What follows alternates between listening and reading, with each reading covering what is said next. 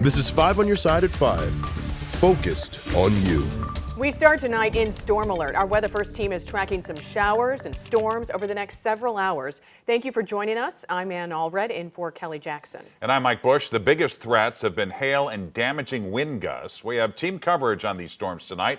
Our Tracy Hinson is in the 5 on your side storm tracker. But first, let's check in with the forecast with meteorologist Jim Castillo.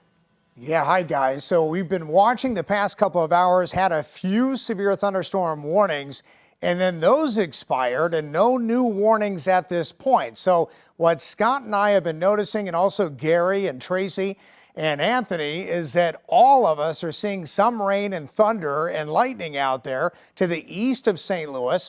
But we're really not seeing a lot in terms of severe weather. We're still watching this line from Farmington all the way through the Metro East and up into Litchfield, and it may encounter some more unstable air, and maybe one of these cells like in Perryville could ramp up a little bit, seeing lightning and some downpours there. But again, no new warnings. Now, when you get closer to an area of low pressure to the west of Iowa, you get into more spin in the atmosphere. These are tornado warnings in effect for portions of Missouri and also southeastern Iowa, one on the ground and that purple polygon there.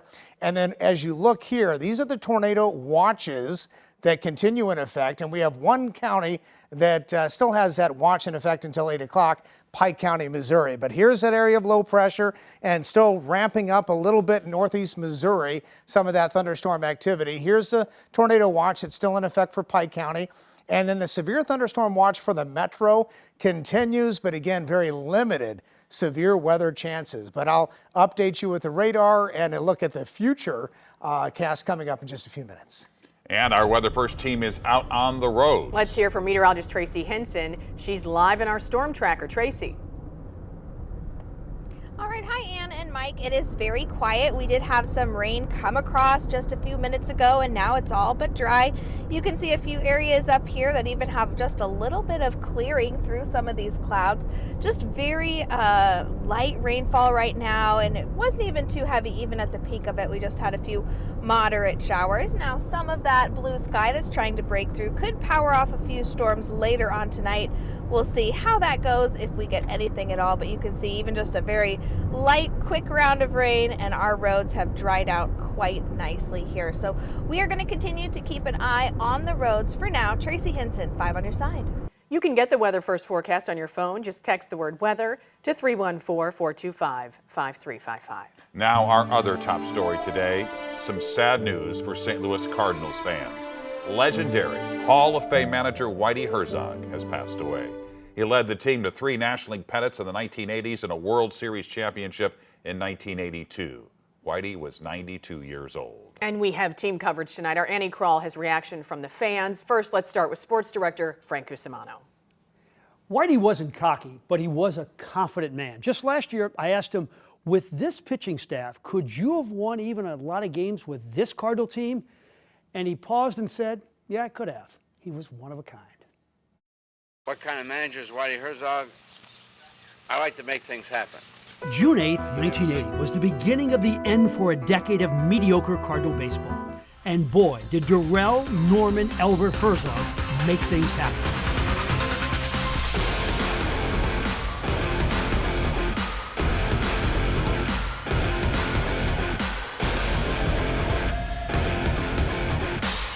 He left nearby New Athens, Illinois, for an 8-year big league career. He learned at the feet of the legendary manager Casey Stengel, which influenced his second career as a manager. After brief stints with the Rangers and Angels, he took over the Kansas City Royals and won 3 division titles. With the Cardinals, he began to make things happen at the winter meetings of 1980. All in all, dealer Herzog sent away 12 players that week and got back 9. 3 eventual Hall of Famers changed teams. After just falling short of the postseason in the strike year of 1981, Whitey delivered his master strokes, acquiring shortstop Ozzie Smith from San Diego and fleecing the Yankees of a young outfielder named Willie McGee. By October of 1982, Whitey and his revamped Redbirds gave owner Gussie Busch one more championship.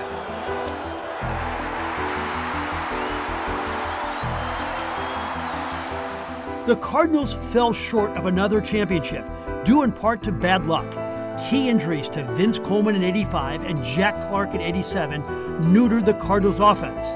And then there was that guy, Denkinger. Over to the right side, Worrell races over to cover, the throw doesn't get him. Whitey stepped down in July of 1990. He never put on a uniform again, and in 2010, he got the call to Cooperstown. Whitey was officially what we in St. Louis knew all along, a Hall of Famer. Whitey Herzog. Tony La Russa was a great manager, but in terms of popularity in our town, it wasn't even close. It's like Secretariat at the Belmont. Nobody was more beloved than the White Rat. We talked to many of his former players, and you can see those interviews on our KSDK YouTube channel. Now, let's toss it over to Annie Kroll. She's live outside Busch Stadium. Annie. Thank you, Frank. I spent all day in Whitey Herzog's hometown, New Athens, Illinois, and I spoke with folks who grew up with him long before he was the White Rat. In Cardinals history for franchise, he is the third highest ranking manager, having 1980 to 1990. Within those years, 822 victories. Besides just that much winning, he's also known in his hometown as just a friendly, generous, and all-around good guy. Those were the words that I kept hearing over and over today at the bullpen during lunch in New Athens. Everyone we turned it to seemed to know him walking through the door, whether it was one man who used to deliver the paper to Whitey, here with their three boys, as well with the Herzog family. They all played into this theme that is the New Athens High School alums' legacy. People who still call this town home. About 2,000 people is the total population at this point, and they couldn't stop sharing stories about Whitey, like when he gave World Series tickets to one of the 1982 World Series games so that all of his former high school teammates could go. A legacy of generosity, also seen at the Whitey Herzog Field in Belleville, about 30 minutes away, showing the depth of Whitey's positive impact. For a man known by many, his family probably knew him best. Whitey's cousin-in-law saying today, the kids in the neighborhood would know he was home. So when he would get greeted at the door, Whitey, can you come out and play ball with us? He would come out in the middle of Clinton Street, right out here, and he would hit fly balls to all the kids in the neighborhood. That's the kind of guy he was. At 6 o'clock, we'll hear from someone who had the unfortunate fate of facing Whitey on the opposite side of the baseball diamond back in high school. Reporting live at Busch Stadium, Annie Kroll, 5 on your side. And by the way, tonight on 5+, you can rewatch our 1990 special, Whitey, An End of an Era. I hosted that special back when Whitey Herzog resigned as manager. Again, you can watch that on our 5+ app. That's tonight at 9:30. You can download it for free on your Roku, Apple, or Fire TV. And you can read more reaction to the death of Whitey Herzog on KSDK.com. We also have past stories we've covered just in the last few years. For a link, just text Whitey to 314-425-5355. Coming up, a man and woman are dead after a shooting in South St. Louis. What we're learning about the victim and the suspect.